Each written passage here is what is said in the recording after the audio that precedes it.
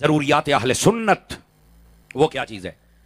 یاد رکھے سنی ہونے کے لیے کچھ چیزیں ضروری ہیں، جب تک بندہ ان پر یقین و ایقان نہ رکھے تو بندہ سنی ہو سکتا نہیں۔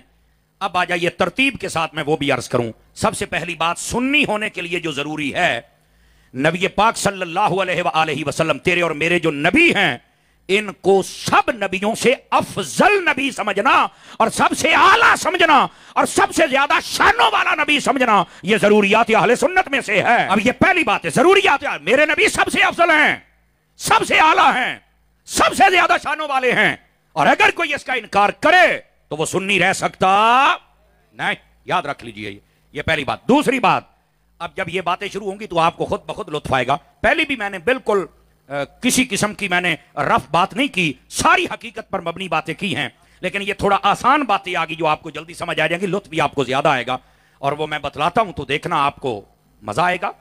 دوسرے نمبر پر میرے اور آپ کے جو پیارے نبی صلی اللہ علیہ وسلم ہیں ان کو با اختیار نبی ماننا یہ بھی سنی ہونے کے لیے ضروری ہے۔ جو نبی کو با اختیار نہ مانے وہ کبھی سنی ہو سکتا۔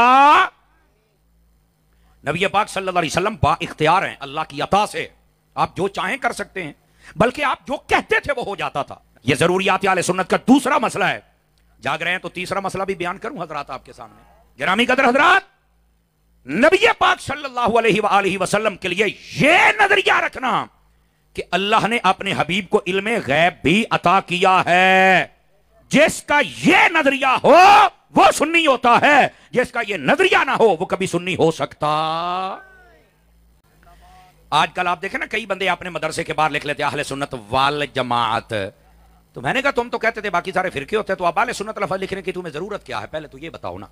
اور دوسری بات یہ ہے، سنی ہو تو پھر بتاؤ سنیوں والا مٹیریل بھی ہے، عقیدہ بھی ہے تمہارے پاس۔ سنی ہونے کے لیے تو ضروری ہے کہ نبی پاک کو افضل بھی مانا جائے، نبی پاک کو بااختیار بھی مانا جائے، اور نبی پاک صلی اللہ علیہ وسلم کے لیے یہ مانا جائے کہ یہ غیب کی خبریں دیتے ہیں اللہ کی عطا سے، یہ ماننا ضروری ہے۔ سنی ہونے کے لیے جو اگلی بات ضروری ہے وہ یہ ہے کہ نبی پاک صلی اللہ علیہ وآلہ وسلم کو اللہ کی عطا سے حاضر بھی جانے اور ناظر بھی جانے۔ اب پانچویں چیز بتلا رہا ہوں۔ معراج کی رات میرے نبی کو جو معراج ہوئی ہے، نبی پاک کو جسمانی معراج بھی ہوئی، روحانی بھی ہوئی۔ بات کہتے ہیں یہ خواب میں ہے۔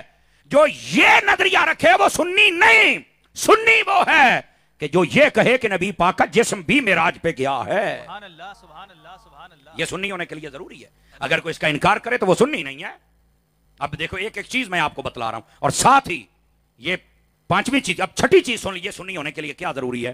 سنی ہونے کے لیے چھواں نقطہ یہ ضروری ہے کہ نظریہ رکھے کہ معراج کی رات میرے نبی نے جو رب کو دیکھا ہے نا، یہ خواب میں نہیں دیکھا بلکہ سر کی آنکھوں سے جاگتے ہوئے اپنے رب کا دیدار فرمایا ہے۔ سبحان اللہ، سبحان اللہ۔ یہ سنی ہونے کے لیے چھٹی چیز ضروری ہے۔ بعض ان دونوں چیزوں میں فیل ہیں اور اپنے آپ کو اہل سنت بھی کہتے ہیں۔ میں نے کہا تم کس منہ سے کہلواتے ہو؟ تم تو کہلوا ہی نہیں سکتے۔ سنی ہونے کے لیے یہ چیزیں ضروری ہیں۔ اور اگلی بات بھی سنیے گا، سنی ہونے کے لیے ساتویں چیز جو ضروری ہے، میرے نبی کے بعد جو خلیفہ بلا فصل ہے اور سب سے افضل ہستی ہے وہ ابو بکر صدیق ہے۔ جو یہ مانے وہ سنی ہے، جو نہ مانے وہ کبھی سنی رہ سکتا نہیں۔ دو چیزیں صدیق اکبر کے لیے ماننا ضروری ہیں۔ پہلی کہ یہ خلیفہ بلا فصل ہے، میرے نبی کے بعد پہلا خلیفہ ابو بکر صدیق ہے، ہاں۔ اور دوسری بات صدیق اکبر کے لیے یہ بھی مانیں کہ اس کائنات میں نبیوں کے بعد اگر کوئی سب سے افضل شخص ہے تو اس کا نام ابو بکر صدیق ہے۔ سبحان اللہ، سبحان اللہ۔ یہ دو چیزیں اکٹھی مانے تب سنی ہے، اگر نہ مانے تو وہ سنی نہیں ہے۔ یہ ساتویں چیز ہے سنی ہونے کے لیے۔ گرامی قدر حضرات، اب آٹھویں چیز بھی سماعت فرما لیجئے، اور وہ یہ ہے سنی جو ہوتا ہے نا، سنی اس کے لیے ضروری ہے کہ وہ نبی پاک صلی اللہ علیہ وآلہ وسلم آپ کے تمام صحابہ کرام کو جنتی سمجھے۔ جو حضرت عطار نے نعرہ دیا ہے نا، ہر صحابی نبی، بلند آواز سے، ہر صحابی نبی، ہر صحابی نبی۔ میرے بھائی یہ نعرہ قرآنی ایمانی اور ایقانی لاجواب و لاسانی نعرہ ہے۔ سمجھ آ رہی ہے آپ حضرات کو؟ تو یہ سارے صحابہ کو جنتی ماننا۔ اور یہاں لگے ہاتھوں ایک مسئلہ سن لیجئے، جب لفظ صحابی کہا جائے نا تو اس میں اہل بیت آٹومیٹک آ جاتے ہیں۔ واہ واہ واہ۔ ہاں یاد رکھ لیجئے، کیوں کہ خونی رشتے سے اہل بیت ہونا ثابت نہیں ہوتا۔ کلمے سے ثابت ہوتا ہے. یہ یاد رکھ لی, جس نے کلمہ پڑھا اور آپ کے ساتھ اس کا رشتہ تعلق ہے خونی تو وہ اہل بیت ہے. اور کئی ایسے ہیں جو آپ کے خاندان کے لوگ ہیں, کلمہ نہیں پڑھا, وہ اہل بیت میں نہیں ہے, کیونکہ اہل بیت ہونا یہ شرف کلمے سے ہے. اور جس نے نبی کو دیکھ کر کلمہ پڑھا وہ صحابی بن گیا. واہ واہ واہ واہ سبحان اللہ. اب سمجھ آ رہی ہے میری بات کی؟ سبحان اللہ. تو آقا کریم علیہ السلام کے تمام صحابہ, اس کا مطلب یہ بنا کہ نبی کے سارے صحابہ بھی جنتی ہیں اور نبی کی ساری اہل بیت بھی جنتی ہے. سبحان اللہ سبحان اللہ. سمجھ آ رہی ہے؟ یہ 8ویں چیز ضروری ہے.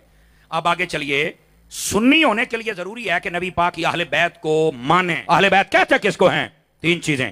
نبی پاک کی ساری بیویاں, نبی پاک کی ساری بیٹیاں بیٹے, اور وہ گھرانے جن پر صدقہ و زکات حرام ہے. یہ 8ویں چیز سنی ہونے کے لیے ضروری ہے. تو 9ویں چیز بھی سنا دوں آپ حضرات کو. سنی ہونے کے لیے ضروری ہے نبی پاک کے صحابہ کرام کے جو آپسی معاملات تھے, بالخصوص چھوٹے موٹے اختلافات, اس کو سٹیج پر بیان کرنے والا سنی نہیں ہوتا. حرام ہے آپسی معاملات کو بیان کرنا. اب 10ویں چیز بھی بتا رہا ہوں, اور 11 چیزیں بتا کے میں آپ سے اجازت چاہوں گا تاکہ آج آپ کو پتا چلے. اور یہ تقریر جنہوں نے سن لی, سبحان اللہ, اور ہو سکے تو اس کو ذرا اپنے موبائل میں رکھیے گا. عقیدے کی دنیا میں یہ آپ کو بہت سپورٹ کرے گی اللہ کی رحمت سے. واہ واہ واہ واہ. سمجھ آ رہی ہے؟ اب 10ویں چیز سنیے. 10ویں چیز سنی ہونے کے لیے ضروری یہ ہے کہ بندہ اللہ کے ولیوں سے محبت بھی کرے اور ان کا ادب بھی کرے. سمجھ آ رہی ہے میری بات کی؟ اب جو اللہ کے ولیوں سے نہ محبت کرنا نہ ادب کرتا ہے اور اپنے آپ کو اہل سنت کہتا ہے, میں نے کہا آپ کہاں سے اہل سنت ہیں؟ اب 11ویں اور آخری چیز, سنیت میں ولایت کا معیار کیا ہے. یہ 11ویں چیز ہے, یاد رکھو. ولایت کو رافضی بھی مانتے ہیں, خارجی بھی مانتے ہیں, اور سنی بھی مانتے ہیں, پر فرق ہے. اور یہ فرق سمجھنا, یہ عقیدہ اہل سنت ہے. اور وہ فرق یہ ہے, رافضی کہتے ہیں جو ولایت ہے نا, ولایت وہ اہل بیت کے پاس ہے, نمبر 1. دوسری بات وہ کہتے ہیں یہ جو ولایت ہے نا, یہ نبوت سے بھی افضل ہے.